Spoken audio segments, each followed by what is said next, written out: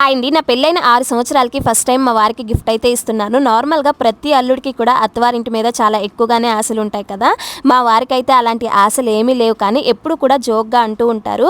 అందరూ కూడా వాళ్ళ అత్తవారింటికెళ్ళి తింటారు. నాకైతే అలాంటి అదృష్టం లేదు అనేసి మా వారు జోక్‌గా అన్నా సరే నాకైతే అది చాలా బాధ అనిపించేది. నాకెంత బాధ అనిపించినా సరే ఏమీ చేయలేని సిట్యుయేషన్ నాది. అమ్మా నాన్న లేని నేను అత్తమామని మా వారికైతే తీసుకొచ్చి ఇవ్వలేను కదా!